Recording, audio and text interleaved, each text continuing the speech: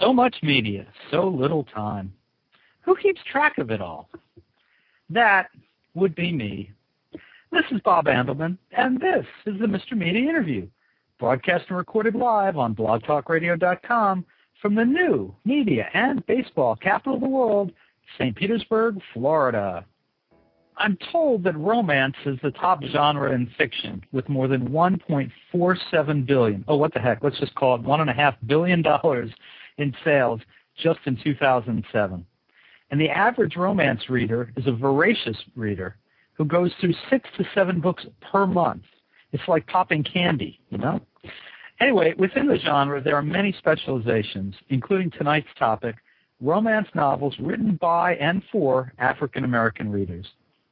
My guests include Michele Cameron, author of Never Say Never and the hot off the press Moments of Clarity. And also joining us is her editor at Genesis Press, Deborah Schumacher. Deborah is a published author herself.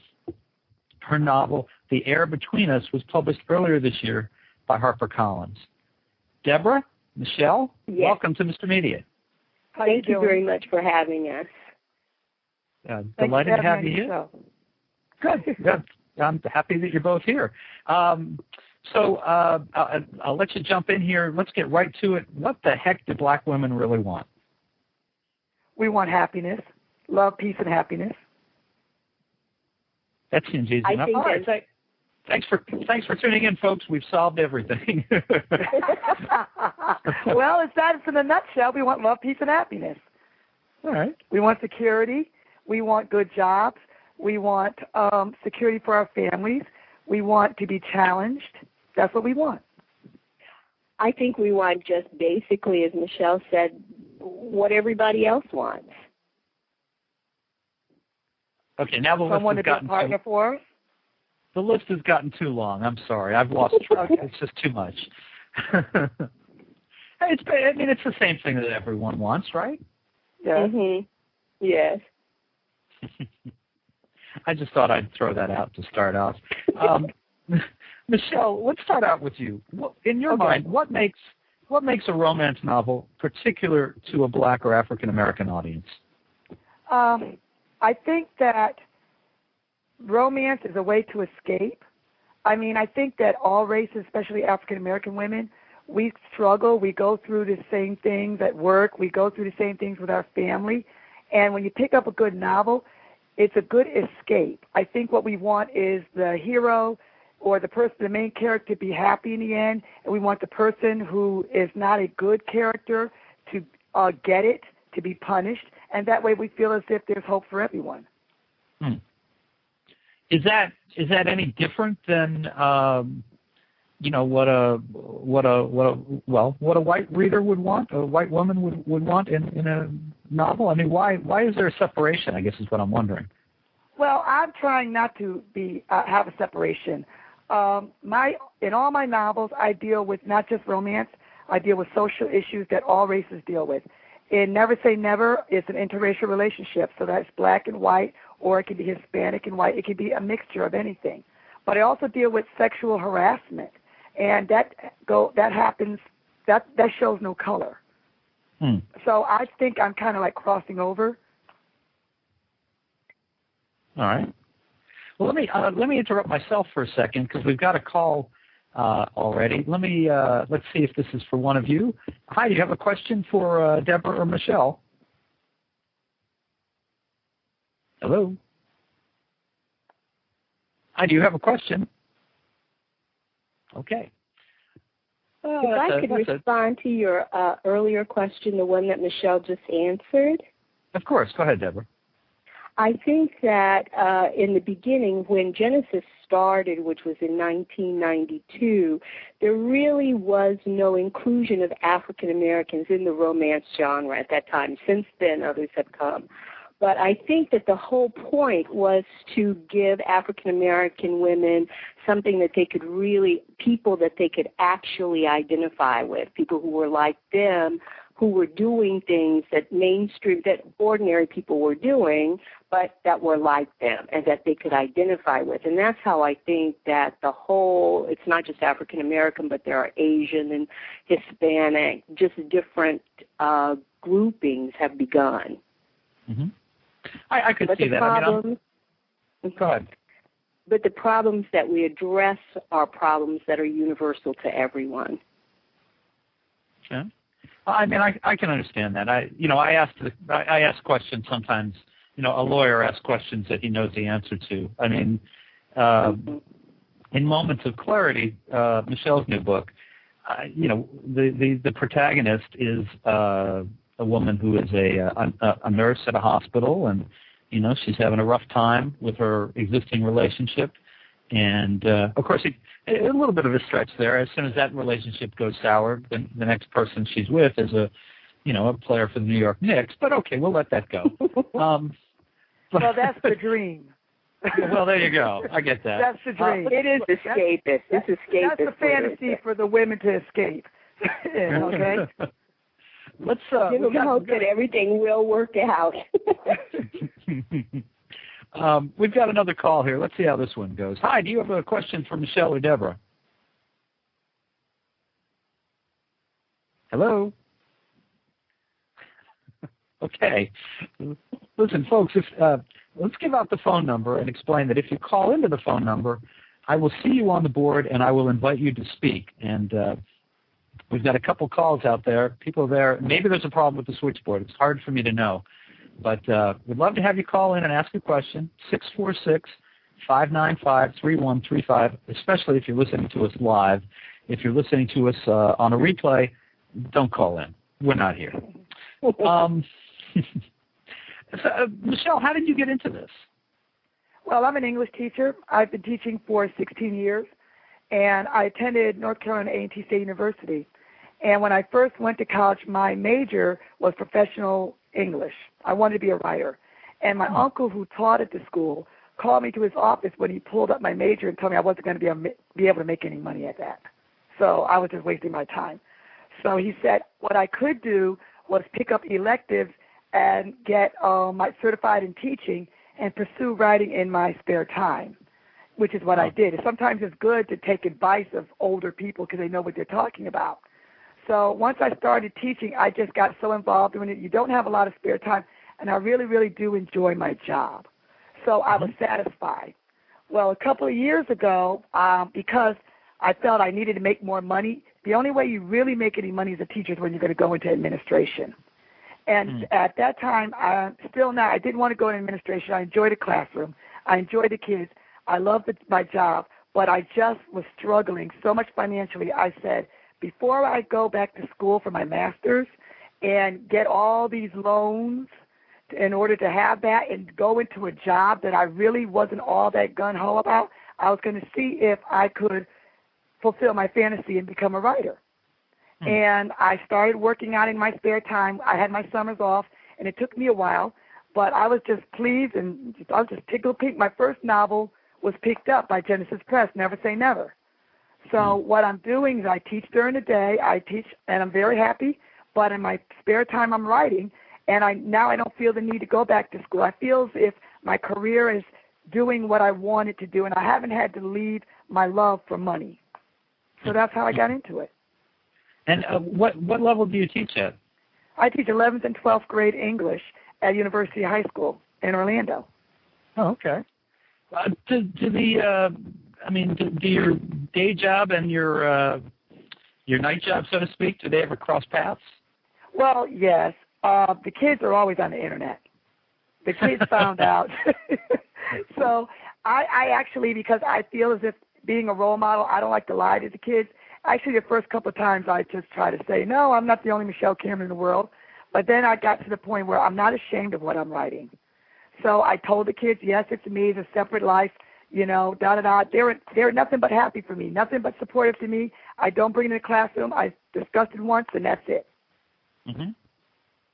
I would think it's easier being a high school English teacher and writing in this genre than if parents were like, if you had elementary school kids and you were writing this, it'd probably be more of an issue.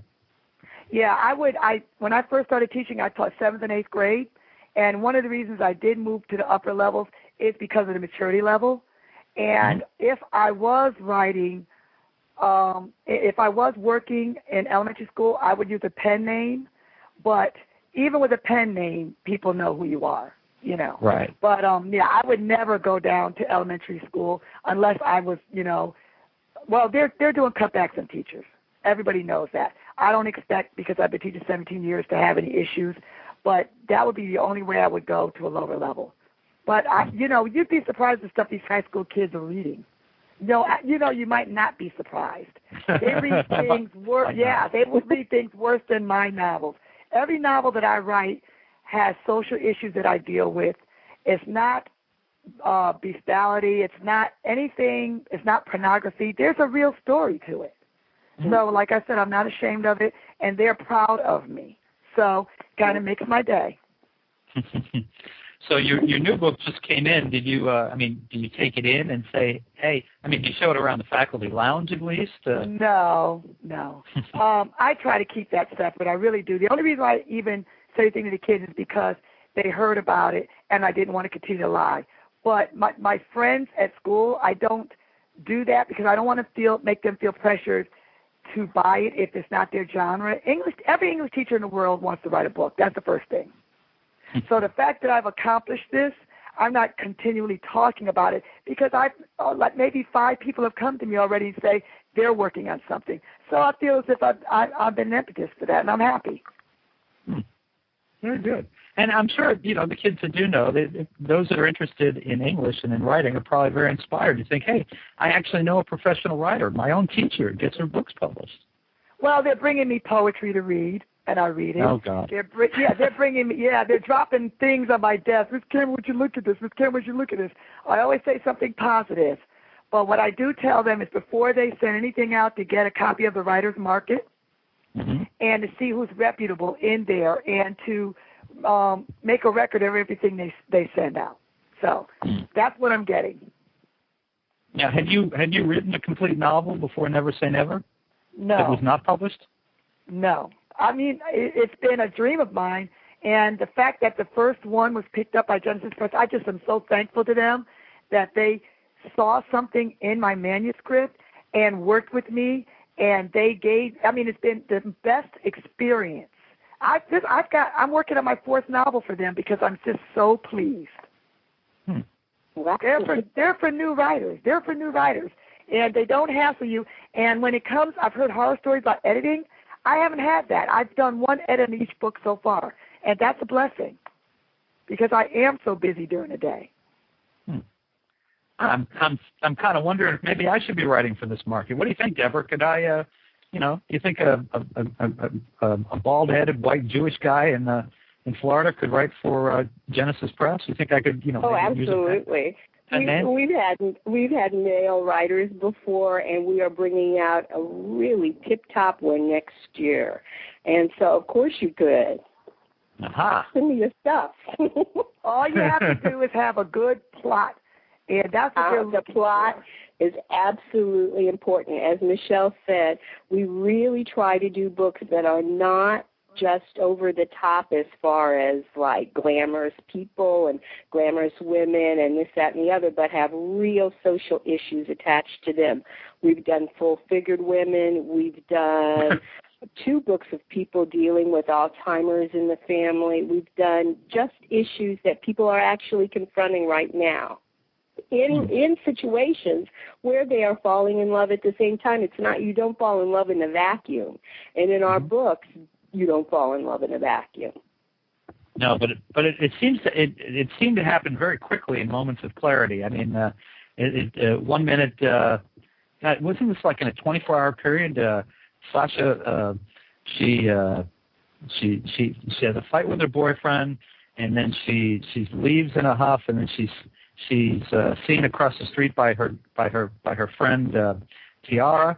And she comes over and talks to them, and she meets the basketball player, or she meets him again, and then they get invited to a basketball game like the next day, and then before we know it, she's had a romantic moment, can we call it, with the basketball player, and then the next morning, I'm trying to keep up with it, and then the next morning, her girlfriend Tiara finds out that her husband's been arrested for soliciting a prostitute. It turns out to be a policewoman. And we're talking, this is a pretty active book. There's a lot of stuff happening to this poor woman. I was exhausted by, page 75. But you left out something very important. In Never Say Never, she met Sexton Johnson at a party that Tiara gave, and it was like a get rid of your loser party. It was women that had really nice guys, but they weren't in love with them. They brought them to this party, and it was everybody got a chance to check out really nice guys that just wasn't right for them. And they spent the whole evening together, and she liked him then. But because of her moral values and she was dating someone, she never called him. You left that out. I'm sorry. But it's interesting that you're serializing these characters. So, are books 3 and 4, are we seeing the same characters in your upcoming No, books? you are not. No, the reason you are not seeing the same people because in Never Say Never, there's a strong family, black family with kids. I don't want to ruin that. I want to have a role model. This is what it's supposed to be for people, young people coming up, husband, wife, working together, raising a family. I didn't want to do anything with them. Then another main character is Marcus, is the brother of the main character. He works at the post office. He had been in the war. He had some problems with alcohol. He was recovering. I didn't want to mess with that. In Moments of Clarity, I had Sasha. She left Abdul. She gets with this other guy. I want to show that African-American families, once they find someone that they really, really love, they'll stick with them. So no, I'm in When Lightning Strikes, which is my third novel, is people no one has ever met before. Deborah, I haven't forgotten that you're there. I want to do 2 pieces of business. I want to give out our phone number again. So if you've got a question for Michele Cameron, author of Moments of Clarity, and her editor, Deborah Schumacher, and who is also the author of The Air Between Us, give us a call, 646-595-3135. Now, I'm going to check in on the phone here. I'm giving you a second's warning here. The same folks who called in before who I couldn't connect with, I'm going to check on you again now and see if you have a question. So, hi, do you have a question for Michele or Deborah? Yes, I do. Oh, good. Please go ahead. Okay. I probably just lost or didn't hear this, and I'm sure Michele gets this question a lot. But what part of your books are biographical? What parts are things that may have happened to you or somebody you know about, and what percentage is just stuff you make up? Great question. Yeah, that is a good question. I think in every novel that I've written, there is a piece of me, or it is someone that I have known, or someone's story that I have heard about, or it's actually a very common story, because I want when people read my novel that they may say, is she writing about me? Or who's telling her my business? Or how does she know about this? I want them to feel connection. That's why I'm not writing the kind of novel where you get the main character, this rich, fine, handsome guy, says, I insist you marry me in 5 days, and he's not a pervert, Because that would be a little strange. Yeah, exactly. You're so filthy rich. You're so great, and you're fantastic in bed, mind you. But there's nothing wrong with you. So I'm totally away from that. Unfortunately, sexual harassment is prevalent in today's society. That I deal with in Never Say Never. I don't think it's as prevalent as it used to be because women speak up now more for themselves. In Never Say Never, the woman who was sexually harassed actually did have an affair with this guy, and she was a willing partner. But when she wanted to end it, he didn't want to take no for the answer. And that's where the sexual harassment comes in, because a lot of times people think once you've had a relationship with them that you can always be with them. And sometimes when something's over, it's over, and people need to understand that. And that cuts 2 ways, not just male to female, also female to male. Because I teach school, as I said, and the girls are as aggressive as the males nowadays. Oh, yes, it's an equal opportunity world out there. I was curious, though, about the bite, if it was in any way biographical.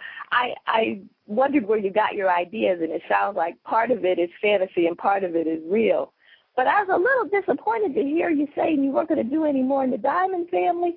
I really kind of fell in love with them. I just liked them as a family. So, but I understand it. Yeah. Well, I didn't mean to interrupt you. Finish your sentence, please. Well, actually, just that. I'm sure you could probably craft another family that I like, but I just really enjoyed Never Say Never. I love the book, actually. Well, I have had people say to me that they see something going on with Marcus because Marcus doesn't have a woman. So it's not as if that would be an issue for me. Remember, Marcus has a son he never sees.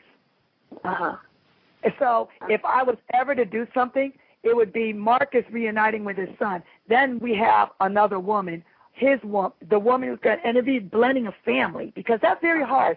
Most people have children from a previous relationship or they've been divorced and have other kids, and I've heard horror stories about how horrible these step-parents can be.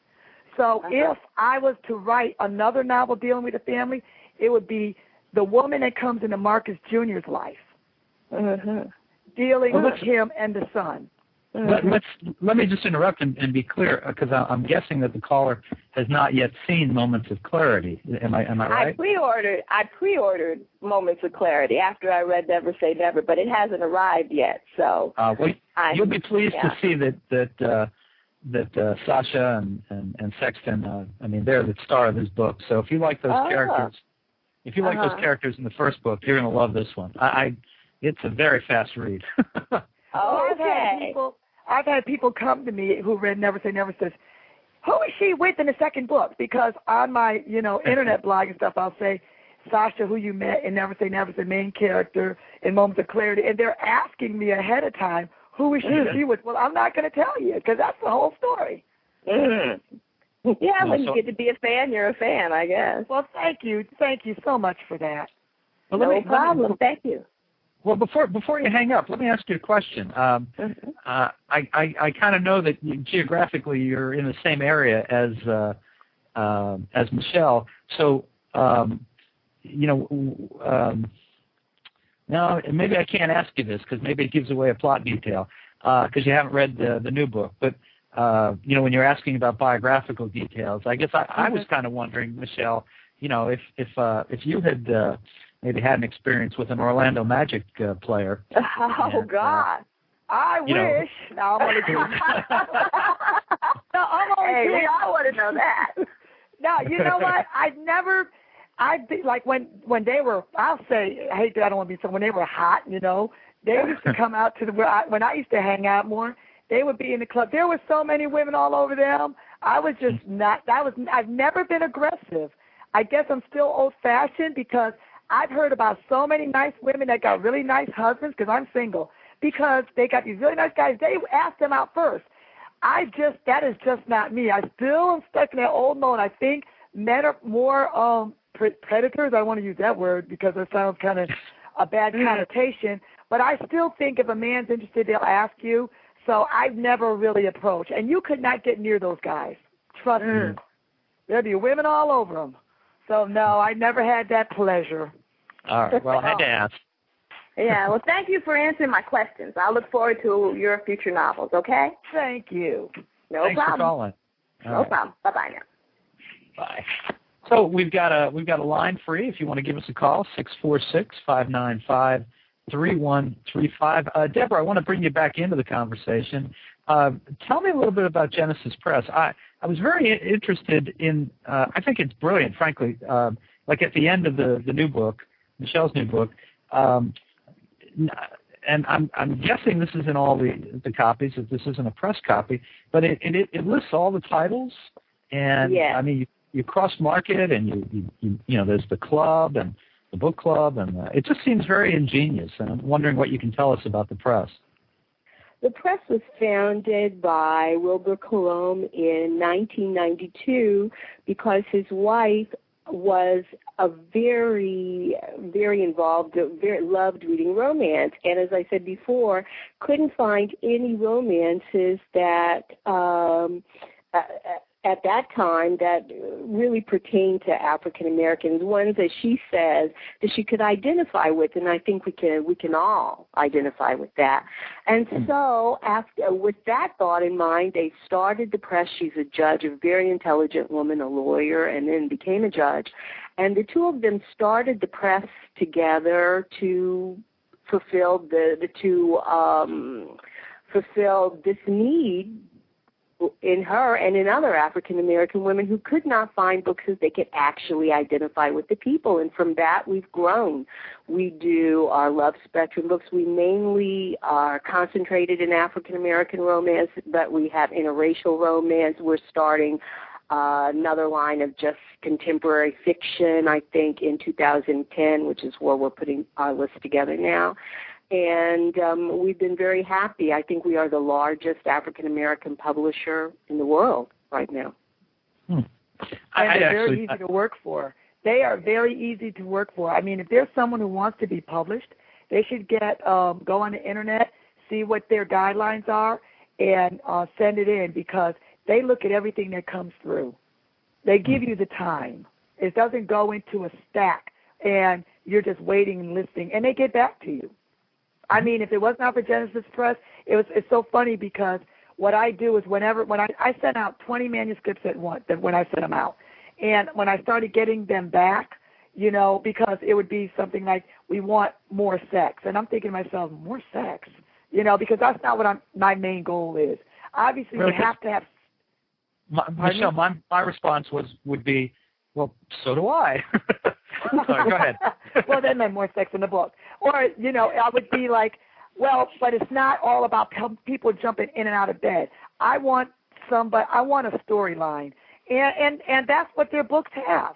If you pick up Never Say Never, it deals with sexual harassment. It also deals with the down low man. There's a man who was in a relationship. He was married, and he wasn't happy, and he's finding himself. He realizes that he's gay, and his family has a hard time recognizing that. And I think that's more and more common than it used to be. People are just saying, I need to try to be happy. And in moments of clarity, the main character was in foster care. And what I'm trying to show is, I do think, because I've dealt with children for so long and so many different personalities, that people are a product of their environment. And the reason why, to kind of add more information to what you said earlier, the reason why Sexton really, really wants Sasha is because the way he was raised by his adopted parents when he got out of foster care, Sasha has a lot of the same qualities because of her family background. And he knew from the moment he saw her that she was the type of woman that would be a good wife and a good mother, and he pursued her. I do believe a lot of times men actually want a woman that has good qualities like their own mother. And from the moment he saw her, he wanted her. And that is why. I'm sorry, Sid. I didn't mean to interrupt you. We at Genesis really, I think part of my own dedication to the job is from the fact that I am a writer myself. And I really love the story, and I love to nurture the career of these African American women, to really start women on their careers like Michele. Michele was one of my first ones that I found. But we've got others, too, who you can really see can tell a story, and it's wonderful to be able to give them this opportunity to do it. And I just try to encourage them as much as I've been encouraged by my own editor, who is just such a model to me of what an editor should be. And to give these women the opportunity to tell the stories that they can tell. And one thing that even though my main characters are African Americans, I do have other races in my novels. But at the school where I teach, there's 230 teachers, and there's 14 African Americans. So you see what the ratio is. The white women that have bought my book, when they come questioning me about it, they don't see color. They see issues. And that is what I want to do. I guess I'm really being facetious. What Berry Gordy wanted to do with the Temptations. Everybody enjoyed the music. It didn't matter. And that's really what I would like to do. And that's what we want to do at Genesis as well. All right. We've got another call, and I want to say we had someone else call a minute ago, and I was just about to put you on. Sometimes it takes a minute if you're calling in.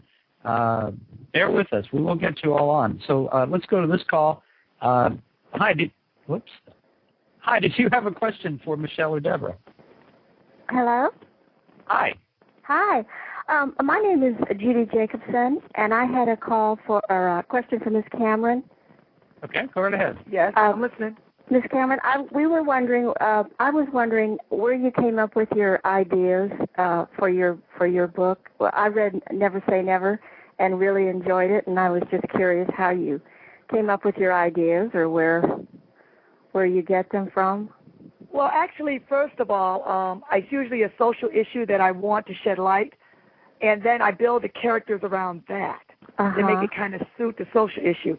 And my third novel that's coming out, When Lightning Strikes, that I think I really love, and Deborah, my editor, really likes it also. Yeah. It's coming out in August 2009. Okay. The reason, where that came, my mom and dad are originally from Lake City, South Carolina, and that is also the birthplace of Ron McNair, the astronaut that was killed in the Challenger. Mm-hmm. Actually, he used to play in my mom's backyard when he was a little boy. He used to climb on my grandmother's trees. So I talked about this small town where they had these great things that happened during the Civil Rights era. I also spotlight B.B. Delane's father, Reverend Delane, because they went to school with B.B. Delane. My parents did. And my parents always tell me about things that happened when they were growing up. Mr. Delane, Reverend Delane, actually in Somerton, he was one of the people that first started Brown vs. Board because he wanted to try to get a school bus for the African-American children to ride to school instead of walking 12 miles. And they were denied that. So then they got in touch with Thurgood Marshall. He came down and met with them. And other people got on board, and that's when they petitioned in order to have segregation. A lot of people don't know that. And B.B. Delane and his family, they bombed his property. And my mom remembers that they bombed and they tore down the church. First of all, he lived in Somerton. They burned their house down. They moved to Lake City, and they tried to sign people up for the NAACP. And then when the Brown vs. Board education went through, and it was not separate but equal anymore, they bombed their church. So my mom knows these people, and they were telling me about it and stuff like that. So on my third novel, I decided to shed light to that. I actually talked to Mr. Delane. And I said, do you mind me using your father's name? Do you mind me using your name? Because right now they have a nonprofit organization where they're really economically depressed over in Somerton. And they have kids with, they're trying to get money for computers, and they do after-school tutoring in math and reading. And I told him if he let me, use his name, which he was thrilled. And they actually have this Atlanta History had they had a monument going there. They had where you would go as a visit there, and it's going all over the country. But I told him I'd donate money from proceeds from When Lightning Strikes once I, get some of my royalties from that. So it's always something that's relevant. At least that's what I want to do. Yes. Well, I appreciate you answering my question, and I really enjoy your writing. Thank you. Thank you very much. Bye-bye. Thank you very much for the call. We appreciate it. We've got another call for you. Hi, do you have a question? Hi, do you have a question for Michele or Deborah? No, I'm just kind of listening in. Hi, Bob. Hi. It's Shemaine. How are you? Oh, hey, Shemaine. Okay. That's fine. I was talking. We'll put you back on hold, and you go right ahead and listen. We appreciate having you here. Thank you. Okay. Deborah, we were talking a little bit about Genesis. I was going to ask you, what are the elements of a good story for you? What are you looking for? The first thing I'm looking for, I think, is the drama in the story, the social issue, I would say, that makes the story compelling. The second thing I'm looking for always are good characters.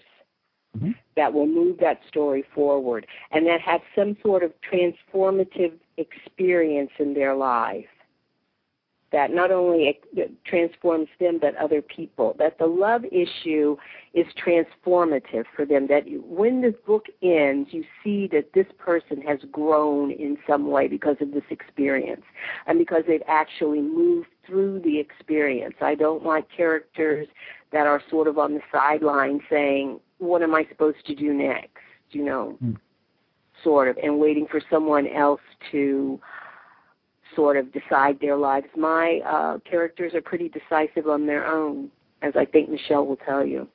Oh, yes. I think there's been a lot of talk here about empowerment and social issues, but these are still romance novels, and there's some pretty interesting, sexuality going on. I'm trying to be a little delicate here, but, I mean, Moments of Clarity, this is a pretty sexy little book. Thank you. I try. I mean, please. Well, Deborah, let me ask you about that. I mean, how far can your authors go with that? It depends really on the book. Some are milder than others. I think that the most important thing for me is that the sexuality actually fits inside the book, that you could actually see it happening and it's not gratuitous. It actually moves the plot along. It moves the relationship along. It's not just something that happens and, just as titillation. Mm-hmm. There's no basic guideline. Pardon me? Is there a formula for, No, I was just going to say it depends on each book. We have some books that are very, very mild. Some books that are, a little bit richer in that area, we can say. But it depends on the book, and it depends also on the style of the author. And I can't say that just off the top that the ones that are more sexual sell better than ones that are not. It depends on the story, actually, and how the sexuality is used in the story. I was actually surprised, some of the stuff that was going on here. I thought the one thing, in Moments of Clarity, and it's right on the inside flap, but there's a conversation between Sasha and Sexton where they pull up to her place, and he says, I just want to know if you know what you're doing. And he stared deeply into her eyes, and she said, what do you mean? Well, how much did you have to drink today? Just enough, she replied. Enough for what? He examined her closely in the dark interior of the car. Enough for me to forget my 3-date rule. I mean, there's some humor there, too. Yes. Let me remind everybody what our phone number is. We've had some good activity with the phones. If you'd like to ask a question of Michele Cameron, author of Moments of Clarity and Never Say Never, as well as Deborah Schumacher, her editor, and who is herself an author of The Air Between Us, give us a call, 646-595-3135. Deborah, do you ever have to reject one of these books because they're too hot? Let me see. Have I ever rejected one? Because I have got people, if I thought that it was gratuitous, to maybe tone it down a little bit. I would never reject the book for that reason, because you can always, if the story's good, the characters are good, and I think that there's interest, then you can always, you work with the author. A book doesn't just show up at the door and it's perfect. It shows up and you work with it. Is that not true, Michele? Yes. When I'm doing the sex scenes, I always make sure it's consensual. I don't like this idea of she really doesn't want him, but it's just so good to her that in the end she's glad he did. I think that really I don't like that tone, either. because it gives people the wrong idea, and I think it's pretty unrealistic. But it's very unrealistic. We don't. Yeah, I try to come up with a variety, and actually, it's harder to write the sex scenes than anything else to me. It really is, as a writer, because I don't want to keep writing the same exact things. So what you do is you put them in different places. But you can't have people having sex outside all the time because there is a law against it.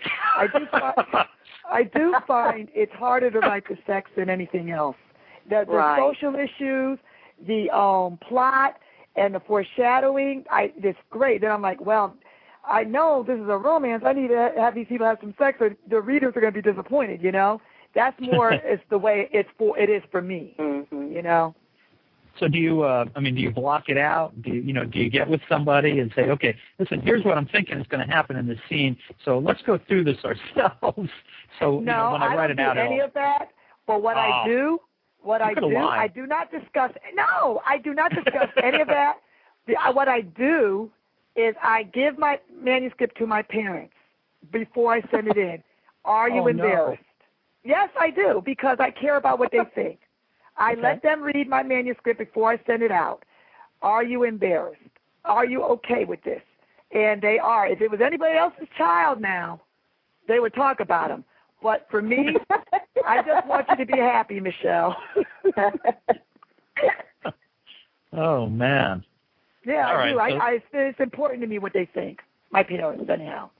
All right. Well, this changes my view of the book a little bit, knowing that it's gone through the mom and dad filter. I don't know. I don't know. You know, the scene early on here where Sasha catches Pandora and Abdul kind of cheating on her. I don't know. I don't think I could have submitted that to my parents. That's all I'm saying. Well, what do you think of, but you do realize it wasn't that graphic. It actually wasn't. You got the idea. At least I think you got the idea. What did you, I got the idea pretty clear, yeah. Let me ask you something. What did you think of the name Pandora for that? Oh, I just thought it opened up a world of trouble. There you go. That's what I meant. That's what a play on words. That's what I thought. And then later on, what the sisters were saying about the name, because I think it's, as a teacher, I see all kinds of names. And I tell my students, watch what you name your kids because you're marking them,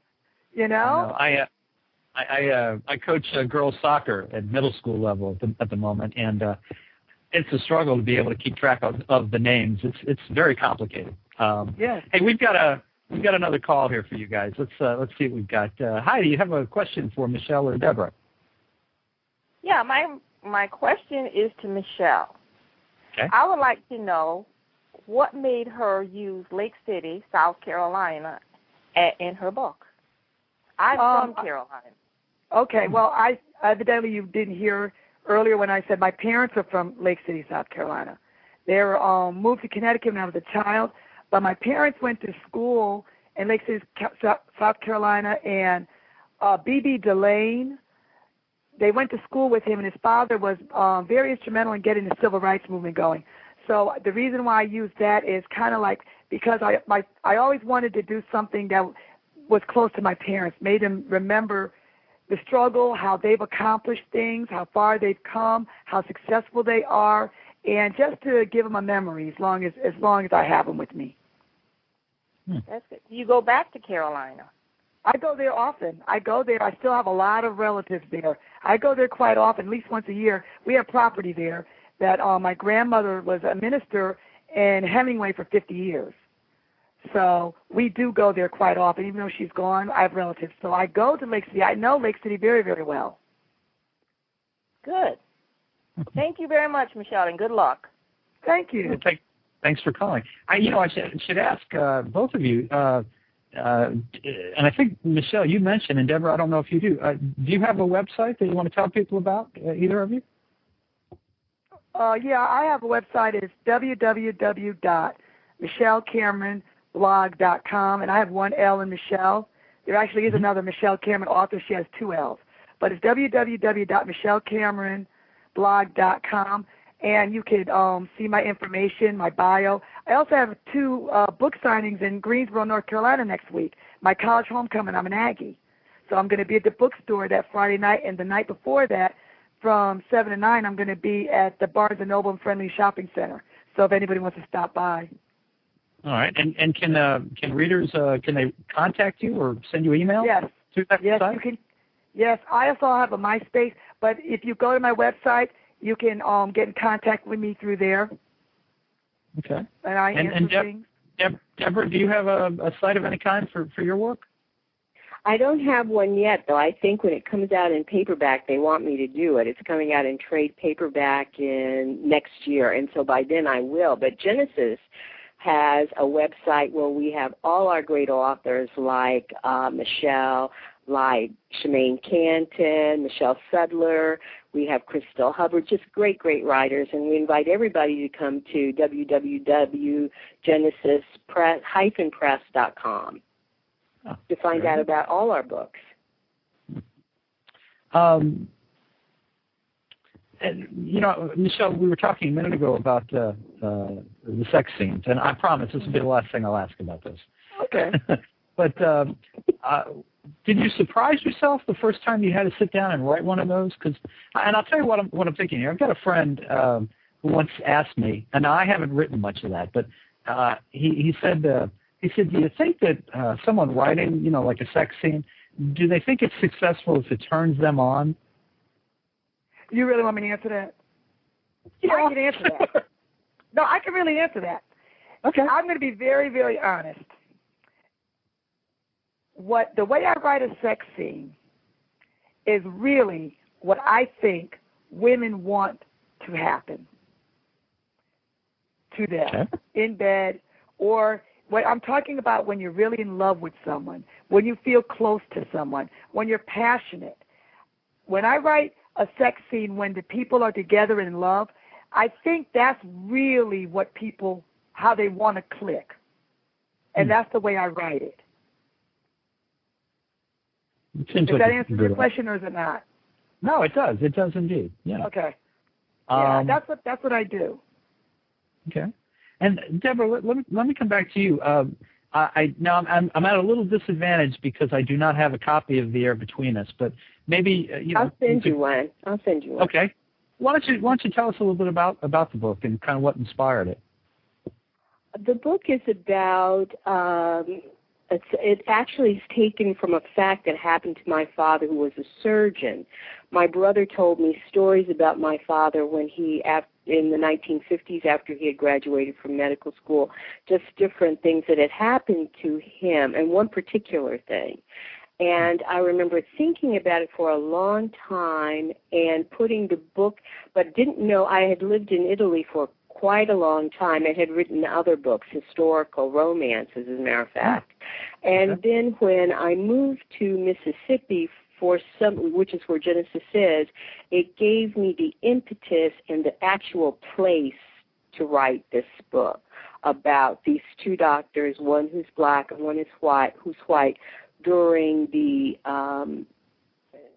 civil rights era in the 1960s, because I was so just a little bit surprised that the Mississippi I thought was going to be here was not the Mississippi that was actually here. And so this became the basis for that book. Okay. And it is about, as I say, about these two doctors and their families during this important time. So it's more historical. Yes, I guess it is historical, though actually I grew up in part of the civil rights era, so wow. To think of myself as historical, but I guess it is. Listen, historical, always better than hysterical. Well, I guess, yes, that's true. But I've been I've been fortunate with the book. I had a wonderful editor and a wonderful publishing house. It's doing well, so I'm happy. Well, not many editors. Now, I've written a number of books, and not many editors that I've dealt with actually have the experience of writing novels themselves. And I wondered, how does that change your perspective on dealing with authors?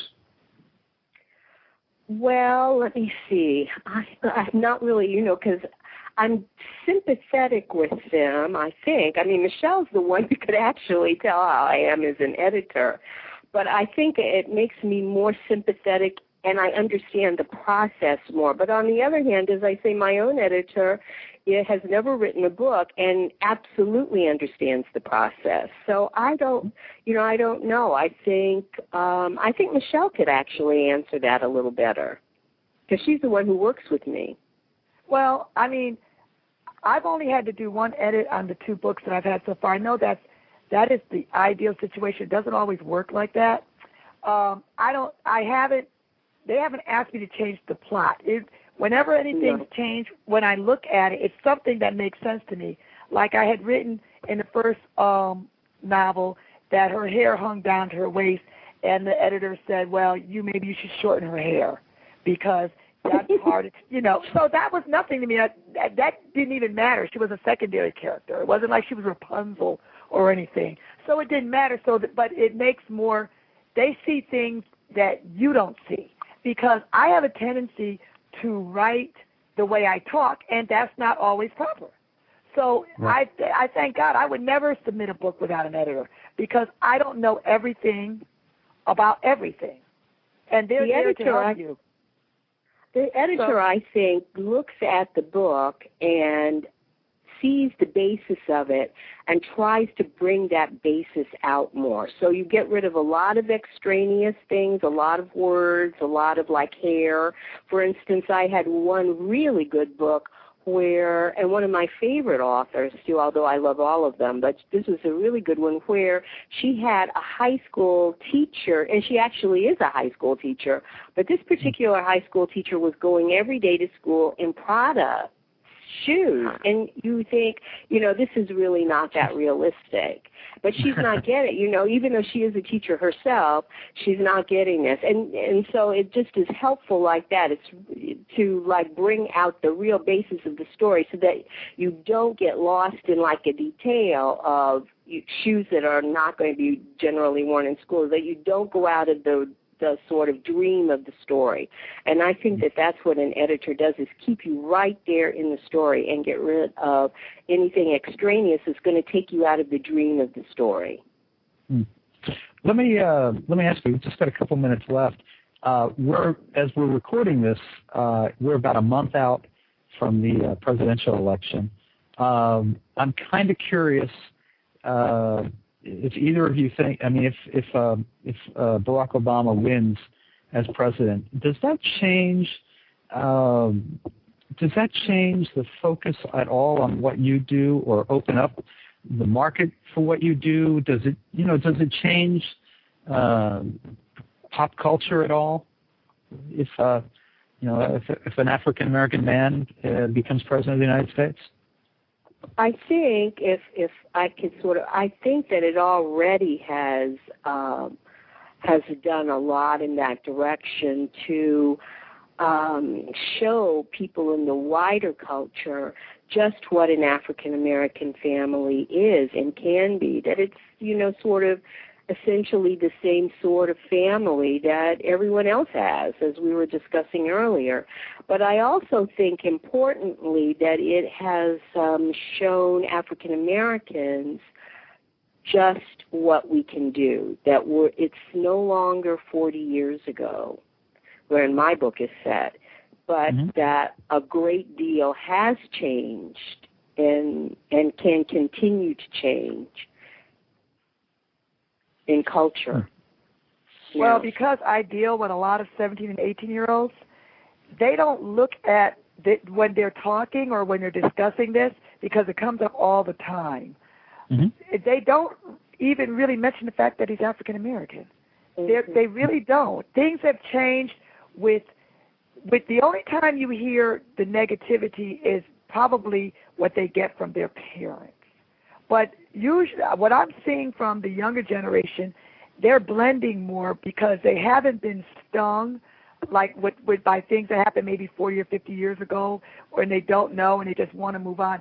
I'm not seeing them talking about the fact that he's African American. Now, maybe the students that do not want him because he is black, maybe they're just silent about it, but I'm not getting that vibe from them. They just want to be able to go to college, not lose their shirt by getting loans, and anyone who will do it for them, whoever convinces them that that's the way to go, that's what they're doing. That's what they want to do. They're actually voting. I have seniors, and they're ready, Now, who they're all voting for, I've got 2 kids, especially my first period class, they're definitely voting for McCain. I respect that. As for me, I'm voting for Barack. I have no problem with saying it. And it's not because he's an African American. I think he's the best. But that's my opinion. Right. And I don't infringe on other people's opinion. on that. I want them to just, whatever happens, you know, if your guy wins and they mess up, I don't want to hear the complaints. Right. Well, listen, you guys have been, you ladies have been, you women, authors. I don't know what I'm talking about. You've been wonderful guests. Folks, you can learn more about Genesis Press's romance novels for African Americans and all kinds of people. It's not just African Americans, as we've learned in the last hour. Online at www.genesis-press.com. It's Genesis, GENESIS-press, PRESS.com. And you can find more about Michele Cameron at MichelleCameronblog.com, and Michelle has one L. This Michelle has one L. You can order each of these ladies' books. Michele Cameron's latest book, Moments of Clarity, or her first book, Never Say Never, or Deborah Schumacher's The Air Between Us. There are great bookstores everywhere. You can also order them at Amazon.com or MrMedia.com. And ladies, thank you both very much. It was a very entertaining hour, and it seemed to have gone by very quickly. Thank you so much for having us. Thank you, Michelle. Thank you. This has been great. I mean, wow, I called. Everybody says, hey, I'm going to be on the show. They're listening, but I don't think they're calling because they already know the answers. All right. Well, listen, continued luck to both of you, and maybe we'll have you back again sometime soon. Thank you. That was great. All right. Take care. Bye-bye. Bye-bye. And, of course, folks, for dozens more celebrity and media newsmaker interviews, surf over to our main website, www.mrmedia.com. That's where you can listen to my previous conversations with the creators, stars, and writers and producers of The Cleaner, Star Wars, The Clone Wars, SpongeBob SquarePants, Heroes, Curb Your Enthusiasm, Army Wives, 24, The Big Bang Theory, Bad Santa, Tell Me You Love Me, The Dark Knight, Vince Baby Blues, and on and on and on. And please think about writing an online review of Mr. Media, casting a vote for Mr. Media, or marking Mr. Media as one of your favorites, whether you listen on Blog Talk Radio, DigitalJournal.com, Podcast Pickle, Vox, Folio, Mediafly, Podfeed.net, Blueberry, Zencast, Audio, the Kindle Reader, or iTunes. If you've got an idea for a guest, email me directly at bob@andelman, ANDELMAN.com. Thanks so much for listening today. I always appreciate when you take a little bit of your time out and spend a little of your day with us.